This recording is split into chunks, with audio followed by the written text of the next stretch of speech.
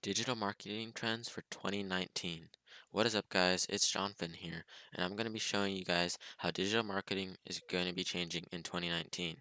Because things are not going to be the same as before.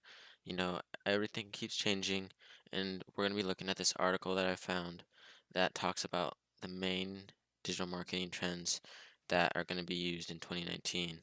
And I'm going to kind of go through it and just analyze it a little bit so that it's easier for you guys to understand. So let's get right into it. Um, so it starts off with talking about kind of what I just said. As 2019 kicks off, businesses are going to be looking for new competitive advantages and ways to connect with their customers. Digital marketing has no signs of slowing down, which is why businesses are focused on strengthening efforts for the upcoming year. With what is being said, and then yeah, they're going to go into the first thing they start to talk about is social media. Businesses should no longer view social media posts as one-way conversations. And for me, I think that social media is going to have to be more into you being more interactive with the consumer or just whoever's going on your social media. You need to be like asking, answering questions that your consumer may have, maybe like having conversations through posts or comments. You just got to it's all about gaining the customer's trust because in the end, that's what's going to help your brand awareness. And I mean, people aren't going to buy from you if they don't trust you. So that's why you need to create like engaging content and respond to people as soon as possible. Typically, at least you want to do, I'd say between 24 to 48 hours is probably, yeah, I think, yeah, that's what they say here. Because if you go past that, then people don't, people don't want to have to wait for you that long. Because there's going to be other people who would respond sooner than that, and why would they go with you when you aren't there for them? So it also, these are like the main three things it talks about to be able to get a more personal relationship because that's definitely what you're going to need to be able to gain people's trust. So asking, yeah, like I said, asking and answering questions, creating engaging posts, and then yeah, having the quick response time, very important. Continue to have conversations on social media through user posts, personalize the user experience, generating content that the customers, I'm sorry, can get. This will help, yeah, like I said, build awareness and gain customer trust. Videos will be refined for SEO. SEO stands for search engine optimization, and it's a process used to send signals to search engines that your pages are worth showing in Google's index. Um, this SEO is all about algorithms, and it's kind of Google's way of ranking you on like if you're gonna make it on the front page or whatever, and that's why you need to just make sure that you have, like here they talk about the three things that you really need, I would say: video title, description, URL. There are gonna be things that you want to stand out. Maybe like for the video title, you wanna have your keywords in there. Let's just say you're doing like YouTube, then you would want to make sure that you use your keywords in it, but maybe add a couple of unique things to the front and back of it so that you stand out. Because at least on YouTube, that's the kind of thing that they want to see. They don't want to just see the same title as someone else because they want engaging in new stuff on YouTube. They don't want to just see all the same stuff. And then they also talk about description. You want to have description. You want to make sure you include your keywords in your description because YouTube does look for that. URL, that's also very important. Keywords for videos will vary depending on your industry. And I have here an example. This is someone that I watch who has a lot of good information. Neil, he does stuff kind of like the same stuff that I am doing videos on, which is nice. And I have this web extension called vidIQ, which I would definitely recommend you guys use. This is what it is really. Whenever you go on YouTube, it'll show you like all the stats of any video you're watching. And like I said, let's see. Yeah, they talked about keywords and here. Keywords also kind of like video tags have a huge impact on whether your video comes up on the up next, because if you have similar tags to other videos, popular videos, then YouTube will be like, hey, this video is similar to this, so let's put it up next. So what I love about this about vidIQ is that you can just go over here to click this button, and then it'll copy all the tags from whatever video you want, and you can add it to your video. Like for me, this video would be perfect because I am into these kind of topics. So if you were doing, I don't know, something on like a sport, like a sports thing, like basketball. I know that All-Star Weekend is this week. You could look something up about basketball, find the most popular video, and then you could just go over, steal their tags, and boom, that would really help you to maybe come up under, like I said, the up next, or just it just helps so that YouTube sees that your content is similar to theirs, and maybe they'll put yours up next, and that's how you can get more views on whatever you're making. So let's see, optimize video content so that it's timely, relevant, and engaging. Yeah, I mean, obviously you want your content to be engaging because otherwise people aren't going to watch it. And this probably will show you how long people watch your video, but yeah, you definitely want people to watch your video for a long time. Yeah, here it says he engages people very well, and you wanna, I mean, like I can look at his, and then I could later go up and compare it to my stats, and I mean, he's obviously gonna be better than me, but if you just look at what other people are doing, you can just steal a lot of their good ideas, and then, I mean, eventually you're gonna be doing pretty similar to what they're doing. Which, I mean, I wouldn't mind 11,000 views, but you just gotta know what things you gotta steal from them. And, I mean, if you see something that they're doing wrong, then just don't do that, and then just stick with what is working for them. Let's see. Where was I? Yes, so we were looking at the search engine optimization, which is obviously very important. Um, so like with Google, things that they look for are quality, trust, and authority. Quality being unique and not having the same description as everyone else, like I said. And like I said, take keywords from other people. Um, I think that's kind of it. All I have to say for SEO. It's very important. You just need to know what they're looking for so that you can be able to rank with the other top competitors for your particular subject. So next, let's go into geomarketing. It says geomarketing will expand, which is, I definitely agree. Businesses have been incorporating geomarketing into their strategy for a while now, but the need for more precise and accurate results has led to technologies such as geofencing to get one step closer to their customers.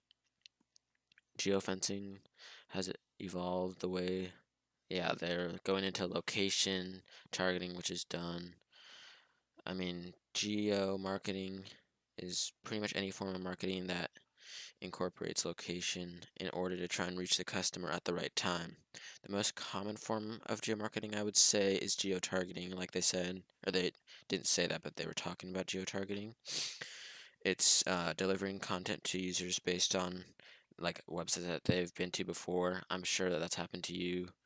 Like an example is if you were looking for cars, let's just say you had been to several car dealers over the last few days, then I mean most likely I mean those people I mean they know all these companies are know they know that you're shopping for a car, so I mean it's really based on whichever car company can hit you with an ad the quickest is gonna be most likely to get a sale, which is why whenever you see, like, I might be looking for shoes one day, and then all of a sudden, the next day I see, like, the shoes I was looking at, but maybe from, like, a different website, and it just keeps hitting me on the ads. And, that's really a great way to be able to reach to your customers and maybe get a couple more sales that you wouldn't have gotten otherwise. And it's very important. I mean, it's proved to be very effective for getting the cash register to ring, quote unquote, is what I say. But you gotta be able to. It's all about reaching the customers before your competition, which that's how you're gonna do it the best is getting people or just seeing patterns from websites that they go to in the past, or maybe like recently, like I said, with if a consumer has visited several car dealers over several days, it's likely that they're shopping for a car. So whichever dealer can deliver a relevant offer on a new car to this person is more likely to make the sale. Now I'm gonna go into email marketing, which email marketing I would say is is a little bit underrated. I feel like people think it's like, oh, it's in the past, it's old, we got to move on. But honestly, I think, yeah, they start talking about here about how it really has a lot of power still. Email is the #1 communication channel over all social media. And I mean, there's just a lot of benefits to it. Like on social media, your account could be suspended or deleted at any time. But on your email list, no one can take away those leads that you have because people who buy your products marketed through email spend 138 more than those who do not receive email offers. So you have to be able to reach out to people. Like I'm pretty sure it was, where was it? I believe it was on here. No, it was not. Yeah, on here. They talk about this is just an ad, but it asks for your email, and honestly, I'd say getting uh like a chatbot, or I think that's what they're called. Like, yeah, chatbots. They are very useful because they'll always be there for whenever your consumer needs them, and it's there to talk to them, and you can use that to be able to get people's email, and you just have to make sure that you have it so that it seems like you have something that they want, or you can give them something for free, so then they'll want to give you your email, and then you just hit them with offers. You just don't want to hit them with too many. You don't want to overload them. But another thing you want to do is make sure that show them or let them know that there's a way to opt out of your email your email list, because they want to make sure that, if they maybe end up finding out that this isn't exactly for them, then you want to be able to let them know that, yeah, if this isn't for you, then I have a way for you to opt out of it, which is very important in many people's eyes.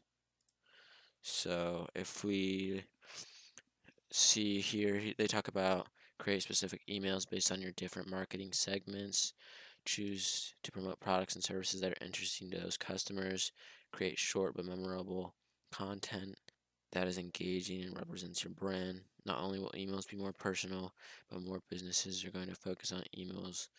According to research, nearly 84% of survey respondents said they use their smartphones as their preferred device for personal email.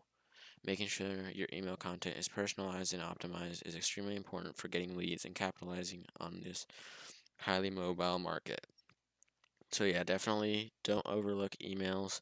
I'd say since it's still the #1 communication channel, I would say you need to make sure that you incorporate it in some way. You can use things like MailChimp, or there's other ways of accumulating like an email list, so you can have a way to access all of these people that are interested in the stuff you have really quick, hit them with offers, and it's just a really great way. And it's still gonna, like, even though this obviously works perfectly for 2019 because it's not going away. Then they go into talking about new technologies will rise. During the new year, I believe businesses will begin to integrate new technologies to improve their marketing efforts, to enhance their customer experience, artificial intelligence. Um, yeah, and then they go into just how important customer service, being there for the customers is, staying on top of the technology game. You don't want to be left behind, even though it may seem like email isn't a new technology. It's not really, but it still is able to compete with all these new technologies. New new opportunities like ad platforms or social listening tools arise. It's important for you to be aware, and For how it talks about these ad platforms or these tools, I actually, like, let's just say you wanted to promote something on Instagram. Something that some people don't even know about is on Instagram, you can, if you have a business profile, it's completely free. You just change it. I think under settings, you can change your account to a business profile. Then you can select posts that you made on your account to promote, which means that it'll run as an ad on Instagram on the feed. I don't know if you guys have ever been on Instagram, you know what I'm talking about. Every like 5 posts or so, there's an ad that you can your post could be one of those. So you would just tap promote, then it gives you, obviously you can select between profile visits, website traffic, or more promotion views, which here I have a picture. This is kind of what it looks like if you guys kind of already have seen. And it shows here shop now. You can change it to like it could say like view profile, where you can click and it would go to your profile if that's what you would want, or maybe go to your website, which this is probably what shop now would be. It goes to their website. See, they're giving a sale, which makes it seem like it's limited, which is actually a very good tactic, because then people would want to get it even if it's not. But anyways, this I think is very important. Even if you have to spend a little bit of money, it's not super expensive, and you get to decide. I think it talks about it here. Yeah, you get to select your audience, so you can choose like the types of people that it reaches, which can be very important because you want to be able to reach people who are interested in the same stuff as you. So that's very important. You can choose your budget, like how much you want to spend. So I mean, if you don't have that much money, you don't have to spend as much. Obviously, you won't reach as many people, but I'm pretty sure you can reach like 10,000 people for 20, 30 bucks, or 50 at the most, something like that. It's not a huge amount of money if you're willing to promote your products through ads, which I mean, eventually it'll start helping you. Um, you can also choose how long it runs. You could choose, I'm pretty sure it goes between 1 and 30 days. So if you want it to last longer or not, I mean, it's really up to you, whichever you feel would benefit you more. And then once you tap promote, your promotion will be, it has to be reviewed. They check for like copyright stuff and those kind of things, just to make sure that it's appropriate and it meets their standards, which you can click here to check that stuff. I'm not going to click on it though. And yeah, that's really, I mean, this is just one example I was just showing on Instagram, because I feel like not everyone knows about this. And it's just, yeah, like it's a great way to get more people to visit whatever you want in order to be successful. Which, like I said, it could be your website, it could be your profile if that's what you want. It just is up to you, which is really nice that you're able to choose where they end up going. But back to the new technologies, let's see what else they talk about. They say in order to stay up top of the, yeah, I talked about that. Um, One way to stay up to date and ahead of your competitors is to subscribe to RRS feeds and Facebook pages or information sites. These sources will help keep up with new technology. As companies move into the heart of 2019, it's crucial to keep in mind that implementing one of these trends is good, but incorporating all of them across digital initiatives will lead to even greater results. And that's very important. As I said, nowadays you can't just stick to one platform, because I mean, if you're only sticking to one platform, I mean, why would I mean, everyone else isn't limiting themselves to that. There's tons of people who are reaching out, and they're using all social media platforms, because then they're able to get more reach, which is super important. But I kind of want to go into, not that they talk about it here, but one new technology that I've noticed is people seem to be moving toward the voice search. 2 to 5 adults every day use voice search, and by 2020, 50% of all of the searches are going to be through voice search, which I think is very important, because it may seem like, oh, what's the difference between that and just typing it in? And there is differences, and that's why you have to be able to identify the changes and what you're going to do to be able to cope with how to get these people to look at your product. And in order to leverage voice search, I would say some of the things you need to do are make sure that number one, you want to make sure that your site is HTTPS because most of the top sites nowadays are HTTPS, so that's just really important. Another thing is you should probably make sure that your site loads fast because you don't want to lose people um, just from, if it takes too long to load, they're not going to want to wait around for something. That's just not convenient. And in 2019, people don't have that kind of time. And speaking about time, answers, I would say like if people are asking questions like through the voice search, you want to make sure that your answers are short and to the point because that's great for being able to optimize your loading page so that people can get more revenue from the users that you get. Because if your answer's too long, no one's going to want to read a paragraph versus just a sentence if it gets them to the same point. Especially, I mean, it's just easier for people to be able to get that. So I think that that is huge if you are trying to get to that. Um, so that's about it for this, and I I'm glad that we were able to get through all of this. I hope that I was able to help you to see what things you should be paying attention to the most going into 2019 versus other years because, things are changing and it's just good to know what tactics are going to get you the most leads and the most profit as things are changing. So, hopefully I was able to help you guys out and maybe you learned something that you didn't know before. If you guys enjoyed this content, make sure you leave a like and subscribe. I will be posting another video next week, and I cannot wait to see you guys next week here. So thanks for watching, and I'll see you guys again next week.